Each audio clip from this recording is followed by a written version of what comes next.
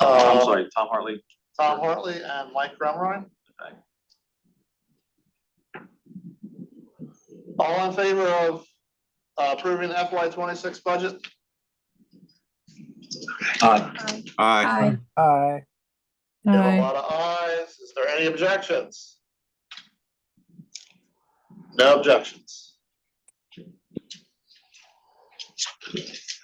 Thanks, everybody. And that's July 1 to June 30, right? Correct. Okay. So we're in it already. Yes. I haven't used any of it yet, so. Okay. All right, you're next on appointment updates. So, as earlier in the meeting, we had 2 new members. There were also some council members whose appointment, I believe, may have already expired as of the 5th. I can't remember if it's the 5th or the 8th, but it's sometime this month. Anyway, I've already contacted those members whose term is about to expire and asked if they wanted to be reappointed. Everyone whose term is about to expire said yes. Okay. So I let the governor's office know through the boards and commissions, and they will then handle it from there and contacting those members and getting the reappointments completed. Okay. So as of right now, we don't have any issues being in limbo, right? I'm sorry? You don't have any issues being in limbo? No. Okay. No, as of right now, the council has full 15 members. Awesome. So that's it. Cool. All right, next item is an update on on the cycling infrastructure innovation grant for Pam and Amanda. This is one of the big things that we do every year. We're getting ready to receive applications at the end of this month. So I'm not sure who asked this. I think it was James asked this to be on the agenda. And then if anybody has any updates on who you may have talked to about applications or anything, we can do that at this time.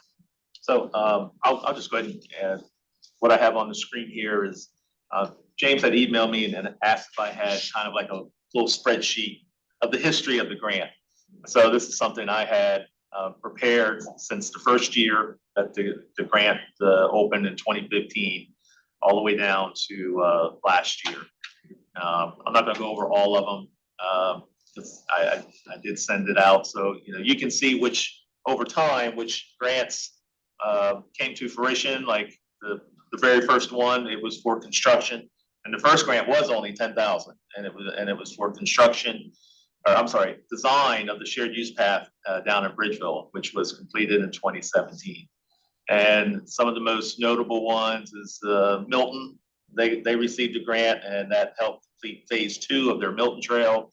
And then one of the biggest ones is the Newport, which went towards a feasibility study. And now that project is in design with Newcastle County.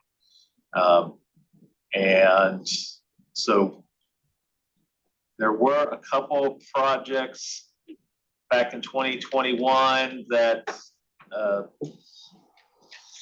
I have not received any information on concerning the status. So I did reach out to those municipalities and just am waiting for a response. So I don't know if anybody on the council has any questions about anything in particular about previous awards. But for the 2 new members, like I said, this grant was first started in 2015, and it was to help municipalities and any of the 3 county offices if they had a bike project that they thought needed some kind of like startup money. We have a very easy application that they can fill out, and then it's reviewed by the working group, which is consists of council members, about 5 to 7 members. They'll go over the applications, they visit the site, talk to the applicant, and then the working group makes a recommendation to the council on which project or projects they would like to award funds towards. Typically, the announcement is, or the vote for the grant is held in December, which is our last meeting of the year. Once the award is completed and voted on by council, I then take over the process of notifying the applicants and then getting the ball rolling, so to speak, on getting the funds transferred to them. So that's really, I guess, my quick synopsis of it. But if any of the other council members wants to chime in and give a more detailed explanation, please do. I was gonna ask if either Pam or Amanda are interested in being on the working group. Okay. Are you interested? Sure. Okay. Do we have to do any kind of vote or anything for that? I don't think so. Okay. Keep it easy. Yeah. Okay. You've gotten entirely too easy. Not you, Scott, you've always been easy. So Pam, I'll follow up with you on the details on that. But basically what the working group does is after the applications come in, John touches base with the applicants. They set up a schedule for the working group to go out to the site visits. We meet with them, talk about their projects. Then we have a couple more meetings to kind of go through the applications, rank them, and then bring a recommendation back to the Is council. there like a description of the objectives, the application? Yes, we have all that stuff. Criteria. Yep, yep. We'll get you all that. And then, again, the applications, this year's applications are due at the end of the month, end of August. As of right now, I have not received any, but that doesn't mean they're not coming in. I mean, a lot of municipalities wait till the last minute to submit, so. Any cities, towns, or the counties. Counts. And I think we've had a couple that on the MPO applied last year, Dover Kent MPO. Yeah, I Oh, think, okay. MPOs too. Yeah, they applied because they were working with the city of Dover. that's right, okay. John, But does the actual entity that can submit though are cities, towns, and counties? MPOs can't actually submit an application. Okay. Is that right? Yes. Scott, do you have any update? Do you think we'll get a Sussex County application this year? They said they're considering it. So I told Todd if, Todd Lawson, who's the Sussex County Administrator, if you need any help on the application, any questions, please reach out to James or I. So there's not really 100% commitment yet, but it sounds like possibly. And did you get into what they were going to apply for? No, because we were playing phone tag and I ended up having to just communicate with him by email, but I'll follow up again.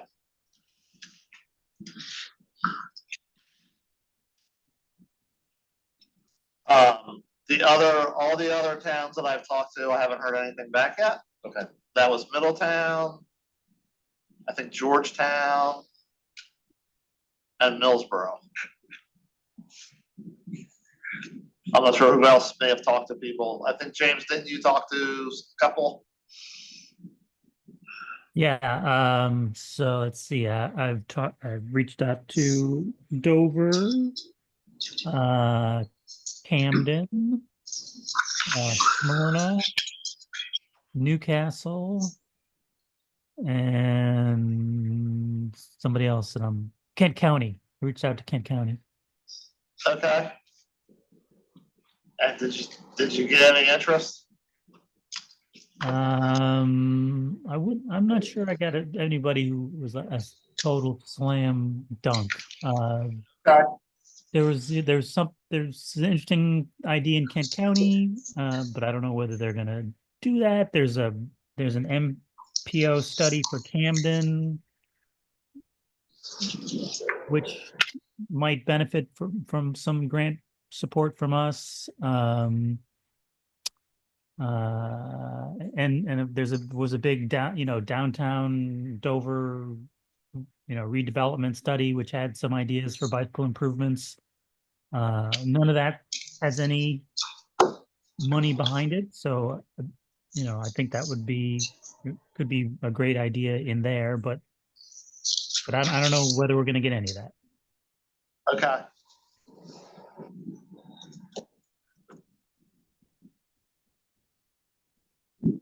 So do you think we need to do some more reach outs? Because So I right just now, doesn't. the one that is that it's not our job to tell people what to apply for, but on the other hand, we've been doing this for a long time and have gained some experience, and I think we have some perspective and experience to offer potential applicants. And I just keep coming back to the fact that for like the last 3 years, while Walt was on the council, practically he's like on the agenda on every single council agenda, trying to talk about the grade separated crossing for the Lewis to Georgetown Trail across Route 9. And the only entity that could apply for a project like that would be Sussex County. Yep.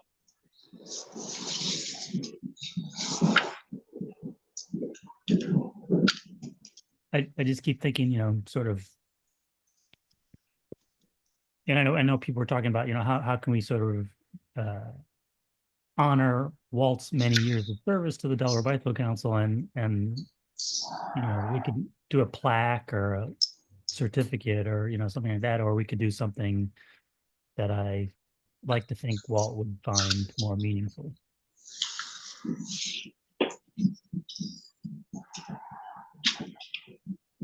Okay, I'll do another follow-up with Todd.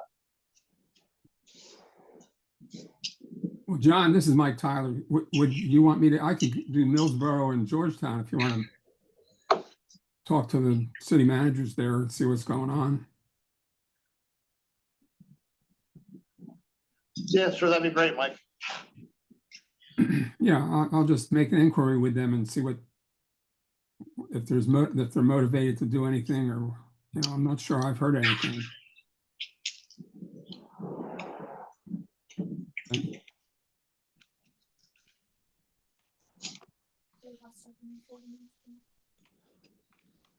Are you back up and running yet?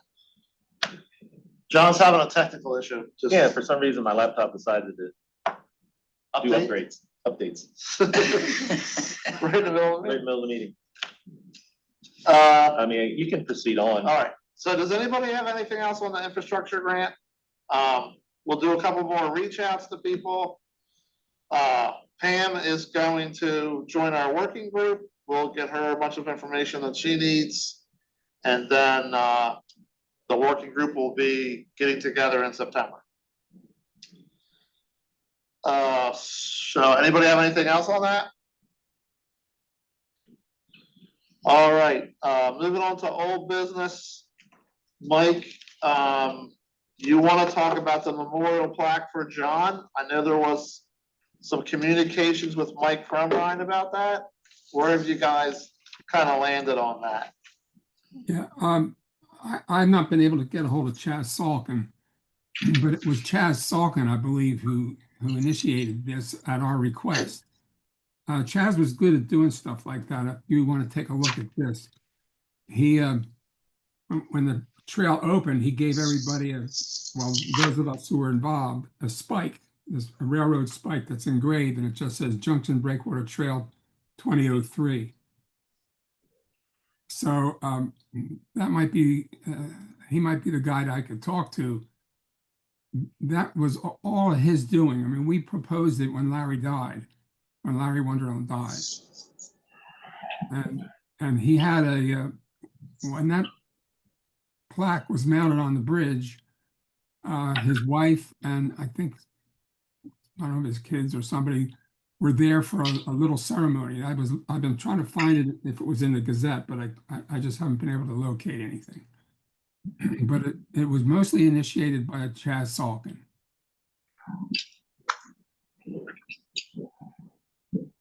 Okay, so are you guys Like, do we want to keep this on the agenda for now, or? Yeah, I think it's worth pursuing and see if we can find out the cost. I can't believe this thing cost that much. And it certainly, it could be on our back to do something like this, because we could do something for Walt Bryan as well. It makes a lot of sense to recognize people who have given a lot of their time and effort to make bicycling safer and get people involved in safe cycling. So I would say let's not put this to sleep. Okay, I know Bill So- Weller and I were both kind of disappointed that it kind of phased away, but I hope it's not away. Let's keep at it. well, so the options that Mike brought up were a bench or a tree were the things that they normally do. Well, I think we have an opportunity to make a cycling memorial bridge or a cycling recognition bridge or a Hall of Fame bridge. But that would be good because all the people who go by there would start seeing these things.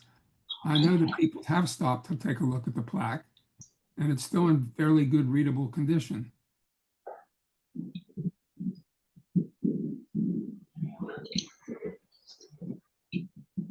Okay, well, so we'll leave it under old business then, and we'll see what Please. you guys have at the next meeting.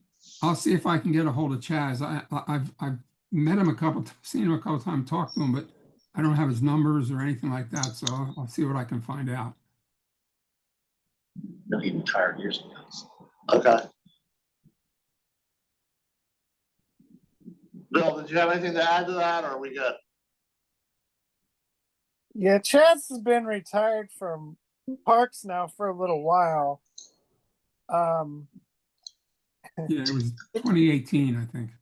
Yeah, if you want, I can float the idea of a memorial bridge or something like that through our leadership and see whether or not they would be willing to consider that.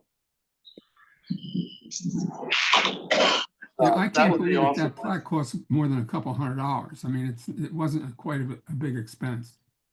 Yeah, it's not the fact of the expense. It's just that we don't typically do that kind of thing in any of our other trips. Well, we can start something that I think is quite valuable to communicate to people that there are people working to promote cycling in Sussex County. We don't have any place like that. We don't have a Hall of Fame. We don't have a museum. We don't have anything. I'll bring up the issue again. Okay, Mike. I'll see if I can get a hold of Chaz. Appreciate it, Mike. Okay. And now, Scott, I didn't have anything beyond what Mike and Mike just talked about. Okay. So Mike's gonna follow up with Denrec again, and then you guys will see if you can locate Chaz. And then we'll have another report under old business at the next meeting. So we're on to the last item, John, which is you. Are you good to go yet? Yep. All right, so it's been a while since I've done any updates. These are some priority bikeway project updates. I'll go over those. Here's a list of completed projects. The most recent one being Munchie Branch Pathway Phase 2. Construction was completed in June, substantial construction completed in June, but they are doing some smaller work. They had to put up some fencing and some grading and other things of that nature. So they're winding down, and it should be going through final inspection very shortly. But that project goes from Field Lane all the way to Wolf Neck. So that was Phase 2. Phase 1 was done a few years ago, and that went from Route 1 all the way over to Field Lane. It consists of a 10-foot wide shared use path.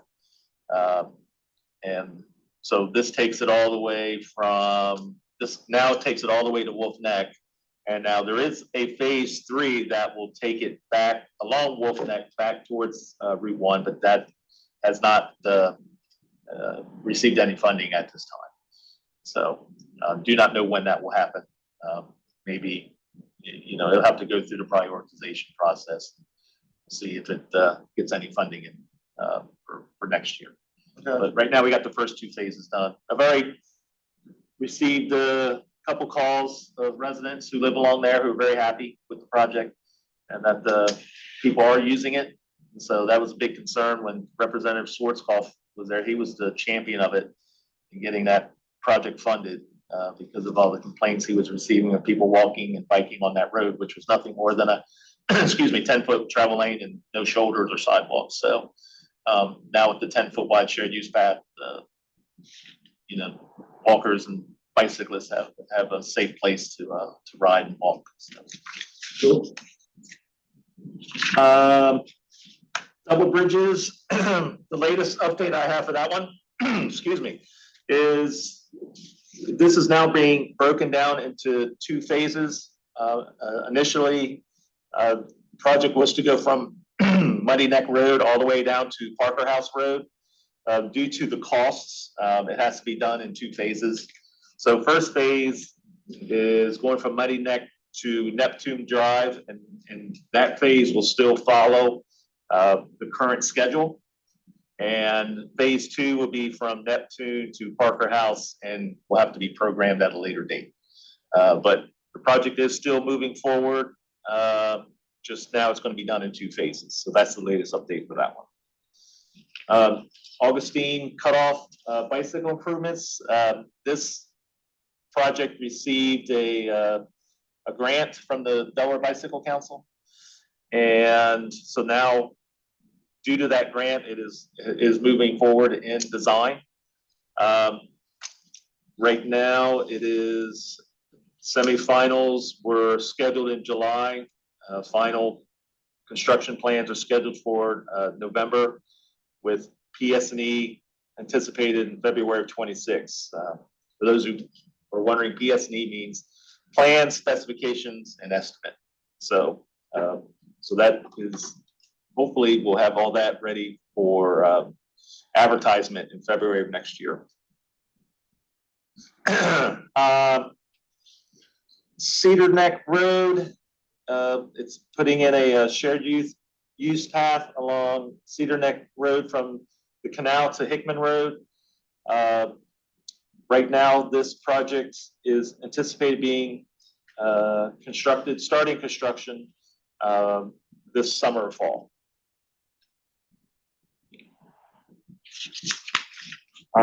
Let's see, Kings Highway, which goes from basically Dartmouth Drive into the city of Lewis.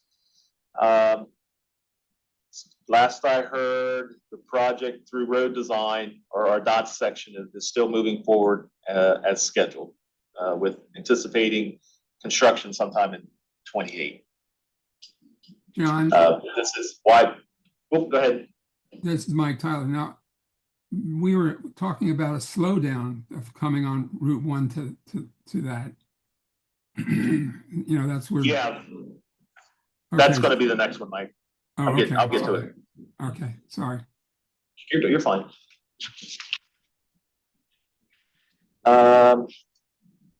Georgetown Lewis Trail from Fisher Road to Airport Road.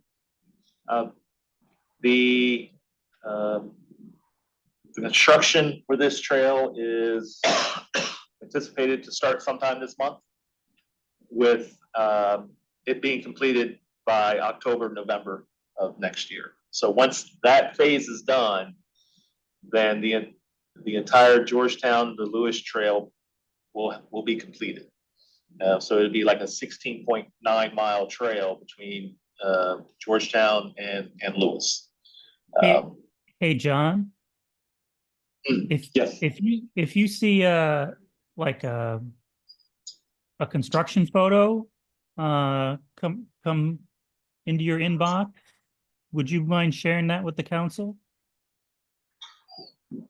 Did you send me one? I'm sorry, could you? No, I'm saying, it's some people are gonna be out there starting work this month. Oh. So I know I would be excited to see a photo showing a bunch of big machines getting work on the final phase of the trail. I think maybe other people might as well. So Yeah, yes, I'm sorry. Yeah, if if I get anything, yes, I will share with the council. thank you very much. John, this is Mike Tyler. Now Walt was pretty hot about getting something done as a bridge over Route 9. Where are we on that? Is there any motion at all to do something like that? Mike, this is James. Did you hear what I was talking about during the innovation grant discussion? No, I must have missed that. So, Scott has been in touch with Todd Lawson, and, Okay. I know that Mr. Lawson is interested in that idea. I don't know whether the council's grant program is appropriately sized for a project like that. It may not be, but what Scott has been trying to do is to get in touch with uh, uh, with Mr. Lawson to see if maybe there's an opportunity there for the council to make something happen. Because as you just noted, people have been talking about, Walt in particular talked about that for a long time, and there hasn't really been much of any movement. Yeah, I had a conversation with Todd Lawson too, and he was very positive about the need to do something with that because he felt that that was a possible hazard of people trying to cross. If you see the trails being used today, that Junction Breakwater Trail is. I heard some cyclists say, "I'm not going to ride on it during the day. There's too many people there." So it's going to get busy when that thing gets done. Yeah, Mike, so, Walt was our champion for that project, so really what we need is another person from the council to kind of step up and hopefully replace Walt in that role. Walt had more contacts than me, but I'd be Yeah, happy. I understand that. I'm not asking for it to be you, but we need to have some discussion among the members. I mean, obviously not in the meeting tonight, but if we're gonna try to have the council be a vehicle for moving this project ahead, we need to we're gonna have to step up and do some more stuff internally. So Yeah, I think so. Okay. Well, if I can be of any help, I'd be involved. right now, we don't have a lot of other big initiatives happening. So now between now and the next meeting would be a good time to kind of put some bookends around what we think that could be. All right. I might give Lawson a call and see what he's up to. John, Yes. this is Bill Weller. If I could add on to something Mike Tyler was just mentioning. I was at one of the DelDOT workshops they had in Georgetown about the bike and pedestrian improvement plan, or whatever the formal name is. And Georgetown does not have a plan for connecting their end of the Georgetown Lewis Trail into downtown Georgetown. So Mike Tyler, that might be an area that Georgetown might be interested in studying and using a grant to kick off at least the study of how to connect in from the end of the trail to downtown Georgetown. I think that didn't they submit an innovation grant application for that once? Yeah. Did they? Yeah. Okay, well, it wasn't known about at the workshop, the public workshop that DelDOT was doing when they were doing the Georgetown bicycle and pedestrian So that's plan. Yeah, that was 2021. Wow. And yeah, I have not.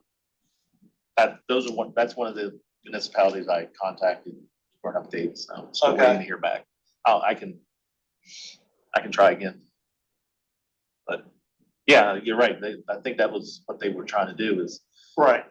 is get some type of connection like that. So Okay, thank you.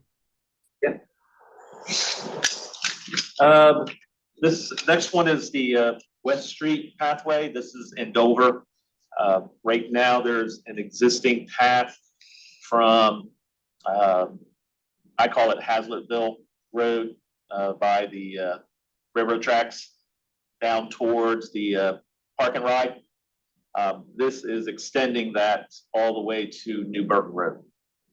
So that's, I believe that project is getting ready to be advertised shortly. And so we're hoping to have construction started sometime late this summer. So that'll be, again, extending the network there from that existing path. Next one is US 113 pathway. This is also extending an existing path. Many paths in Milford area along 13 have been put in by development. So this is either filling in gaps or extending it to the school. So right now it is scheduled to have final plans this October with PS&E scheduled for February of next year. I just went over Munchie Branch, phase 2. This is the MLK Boulevard, South Little Creek Road. This is being designed in-house by my coworker, Paul Moser, and it received a RAISE grant. But due to what's been going on with some of the grants being held or on freeze, Paul still had money to work on the project up to a point. So right now, basically, DelDOT, I'm just going to read what Paul had wrote to me. DelDOT is working with FHWA to continue to move the RAISE grants forward under the impression that they will execute the agreement for the previously awarded construction funding of $12.25 million and the project scope. So Paul is still working on that. So rather than that, I have no other information. So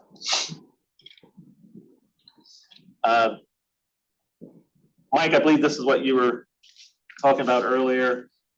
This has kind of been one of the council's projects for a while now, where the ramp is at Kings Highway. There was a cyclist that was fatally injured there years ago.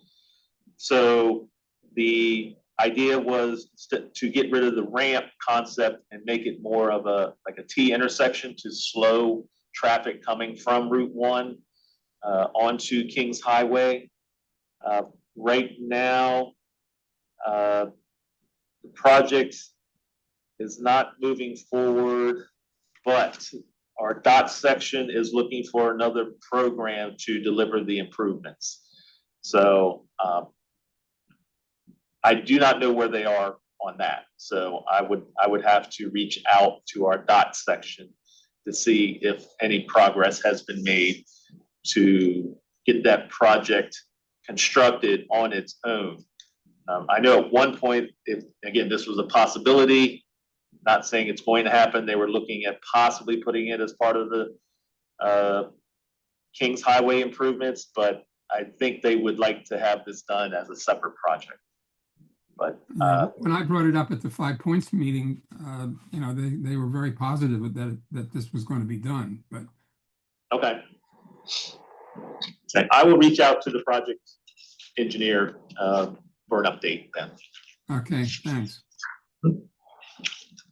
And that's it for what I have, but I do have a couple of small ones that I did not put into the presentation. I just want to let the council know that where the Georgetown and Lewis Trail crosses Sweetbriar, there's a RRFB, a rectangular rapid flashing beacon.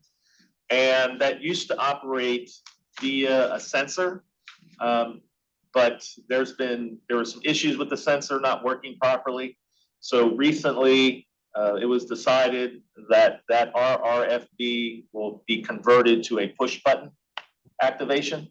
So that has been completed. So either when you're walking or riding up to that intersection, you're gonna have to push the button and then wait for the lights to come on. And then when it's safe or there's a gap, then you can proceed to cross. So we had, I received, not necessarily a complaint, but someone from Sussex Cyclists emailed me that, they were receiving complaints about that crossing and was wondering what was going on.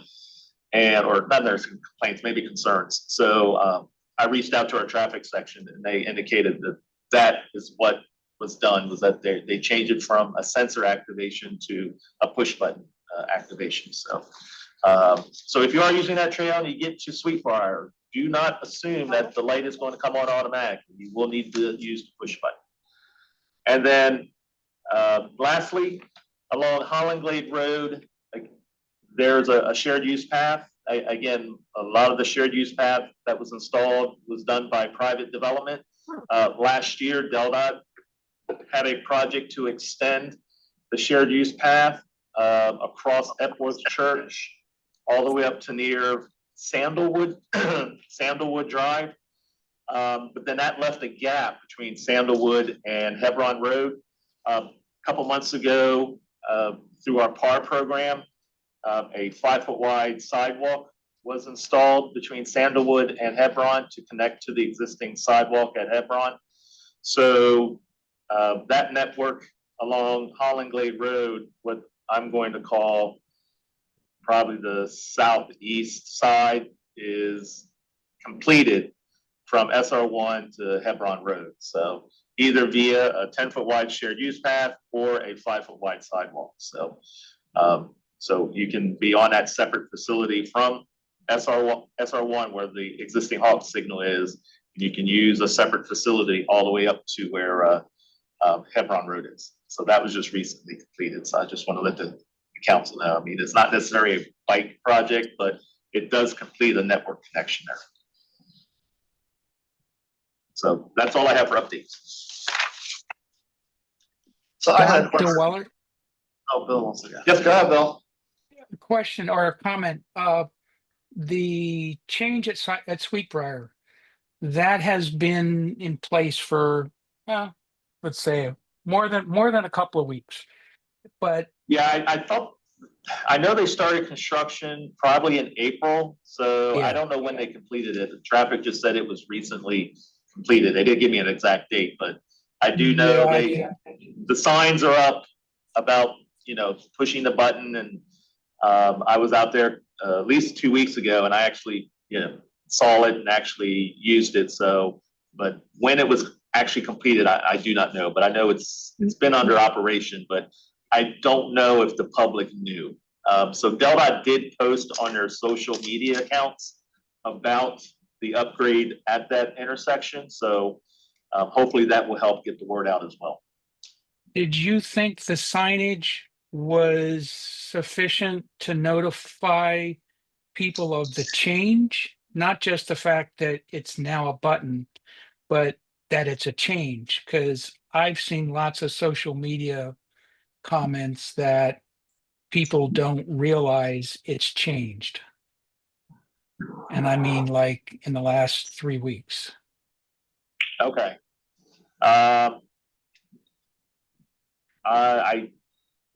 That's a good question. I don't know. I mean, I don't have the type of sign that's there, but I mean, they have a new sign indicating that when you come up to the intersection, you're supposed to push the button. And then when there's a safe gap, you can cross. So there is a sign. Now, are people going to notice the sign when they're walking or biking? I don't know, but it's a fluorescent green sign. So it is a type of sign that is supposed to get your attention when you're on the trail. So, but like I said, I know last week or maybe the week before, due to the concerns I got from Sussex cyclists, and I reached out to our community relations, and I know they worked with traffic and myself to get the PSA out there to get the public to know about the upgrades there at that intersection. So I guess time will tell. Okay, we'll keep an eye on it. Thank you. Yeah, if you hear anything or see anything, let me know.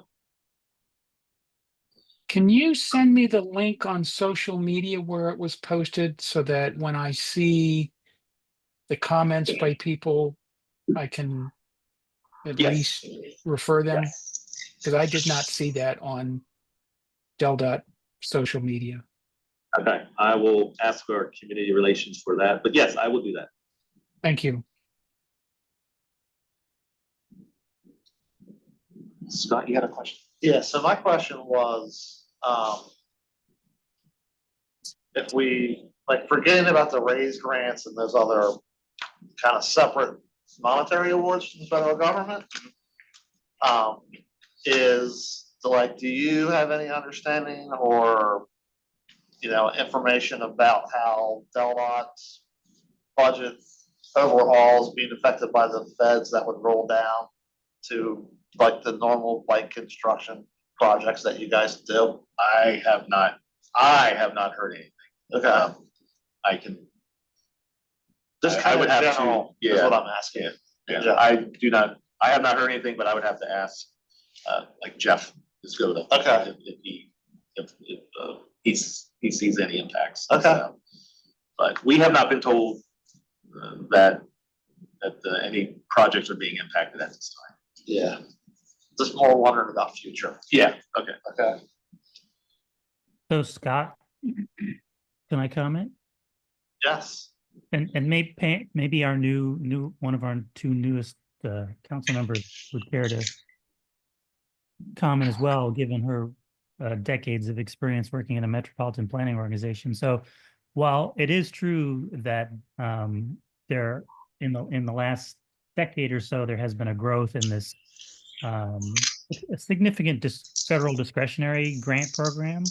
It was Tiger under President Obama, and then it was Build and Raise, and now it's back to Build. And we did pretty well on with that program in 2023 and 2024, and it's not rational, I think, to expect that we'll do as well and with the new version of that in the next few years. But that's not where most of federal transportation dollars go.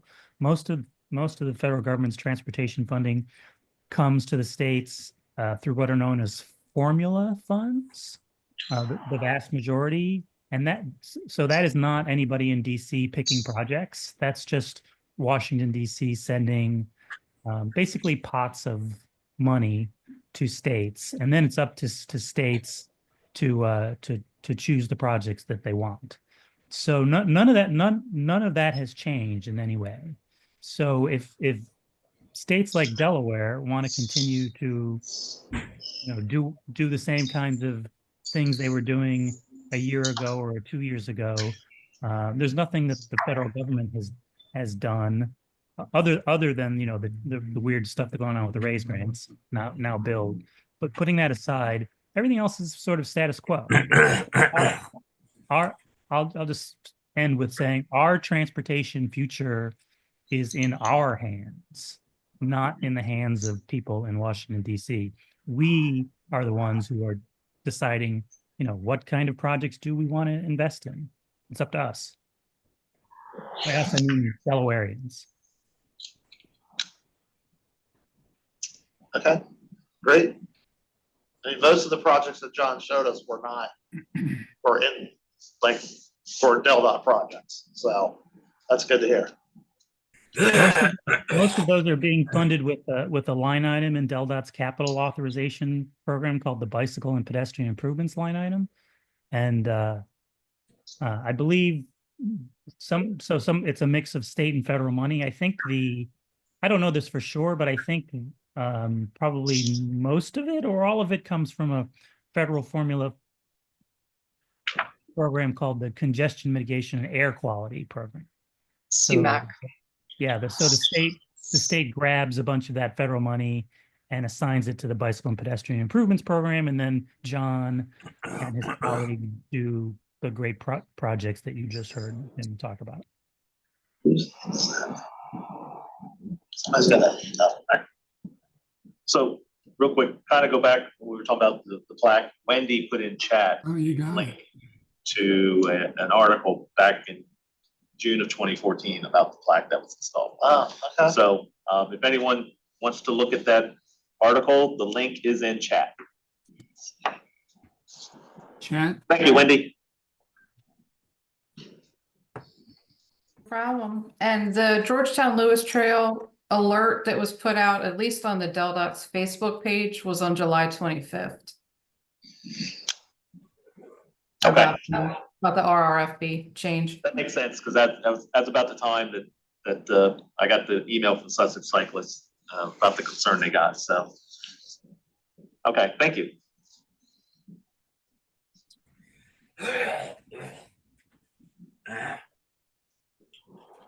Okay, that wraps up our agenda. Does anybody have anything else? Yeah, this is Mike Tyler. I have a couple things. I had brought up the idea of maybe riding on the new Millsboro bypass. Is that something that we might want to think about doing, or is it not? Is it too difficult to wrestle with? I did, Mike, it's probably been almost a month, maybe 3 weeks, but I did email our community relations section. So about that, I'll have to touch base again. I didn't get a response. I know they've been busy, so I'll follow up with another email, but I did put in the request. I'm just waiting to hear back. All right, another concern.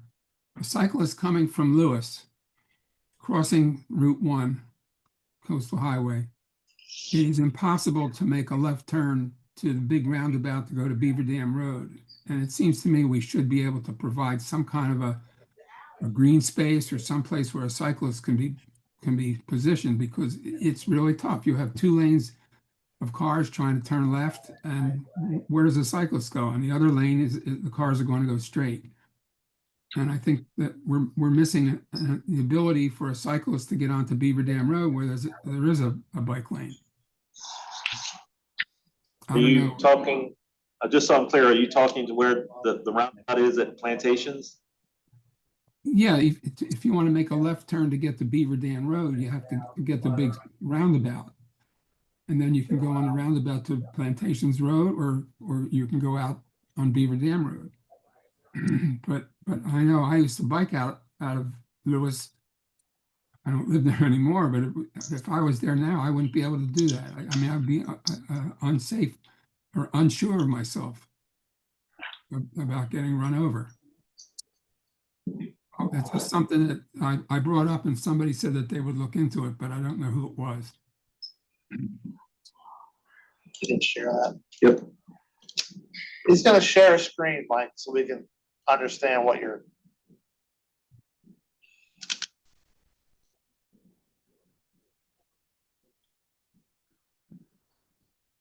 Can you see that, Mike? Yes. Okay. So I guess you're calling that Belltown Road. And Yes. if you're coming from Lewis, you see there are 2 lanes of traffic that can turn and 1 lane to go straight. Or it's no, yeah, that's 2 lanes to turn and 1 to go straight. Well, how does a cyclist position himself, herself to turn left to get to Plantations Road or Beaver Dam Road? It's not there. He's saying if you're out where that white van is that what he's Yeah, saying? I think that's what he's saying. Yes, So, you make where that white van is, these are the heading 2 west. left turn lanes. This is the through lane. I mean, a cyclist could put himself in the lane, but that's not. No, I mean that's not something you want to do. Especially with so many impatient drivers trying to get around there before the light changes. Is that all done, John? No, I mean, this is an old picture. I thought, But you I can don't see see what I'm that. saying. and I could be wrong, it's been I thought a path or some type of connection was extended from this area down. If you're coming from towards- Lewis, you can't get on that.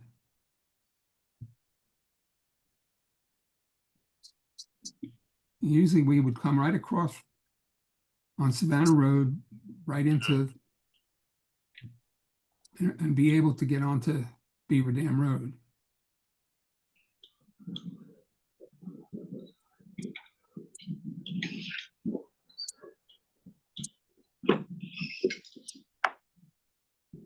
I mean, we could fly straight and maybe find another road to go left, but you'd have to go all the way down to the dairy. You got path here.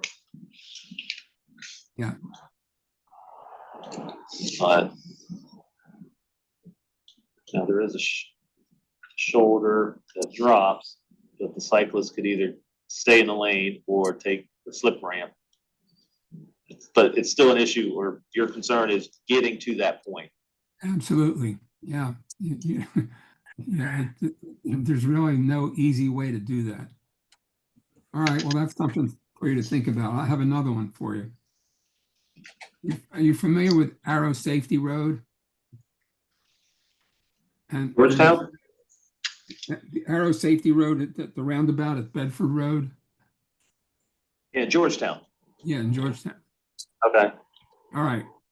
I can go out to that circle, to that roundabout, and ride on, I don't know if it's still called Arrow Safe Road or if it's Park Avenue, but there's a nice wide bike lane, but the bike lane ends.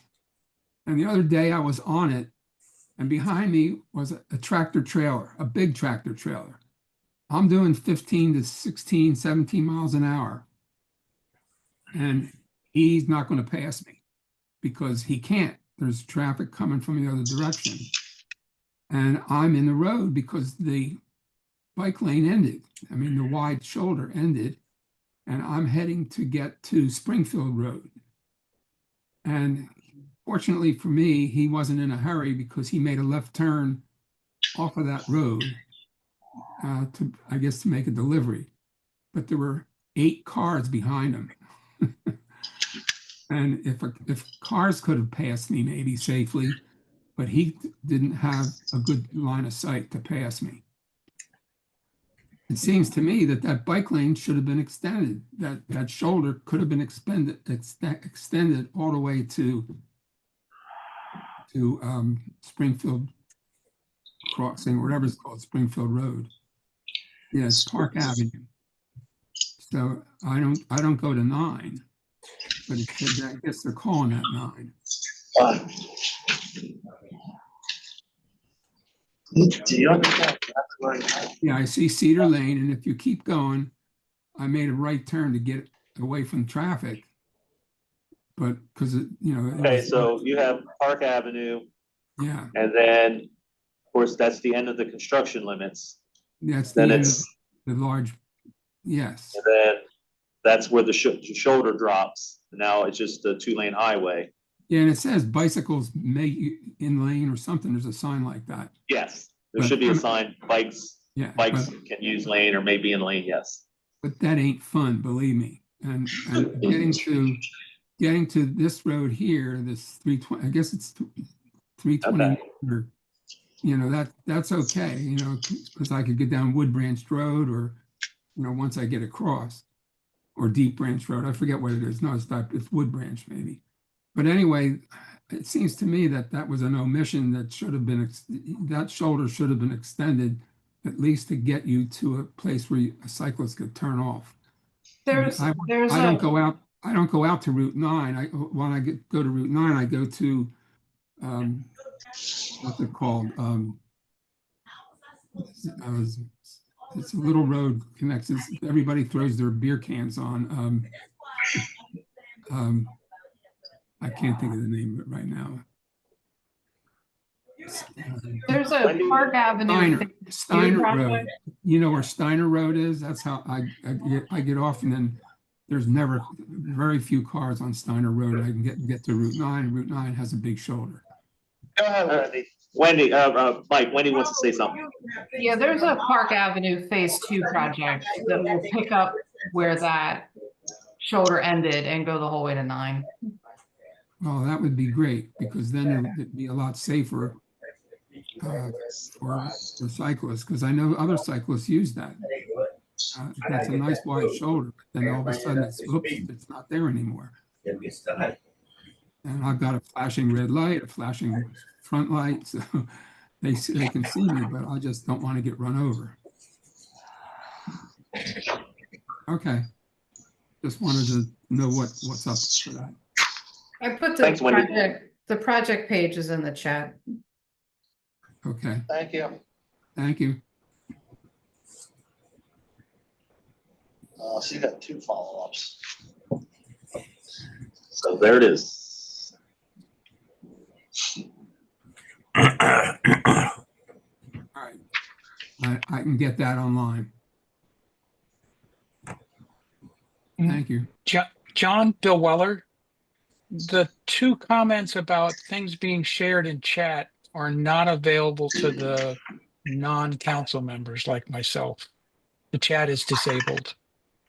So I'm not seeing the link to this Park Avenue relocation or the earlier one that was mentioned. Okay. So, Bill, the Park Avenue thing is on the projects portal. I see the display. I just, it's the second time there's been a reference to sharing information in chat, and that's not enabled for the public. Gotcha. Okay. I think I still have him under as attendee.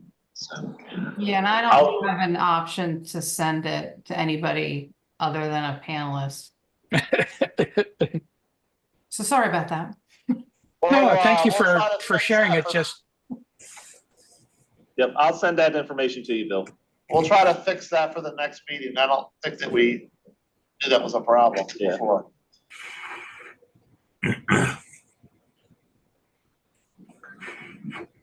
Okay, everybody. If there's nothing else, we need to have a motion to end the meeting. Motion to adjourn? That Wagner? Yep. Hi, Tyler. I second that motion. Second, any objection to ending the meeting? 6:13. I didn't- All right, we'll see you guys in October. Right on. Yes.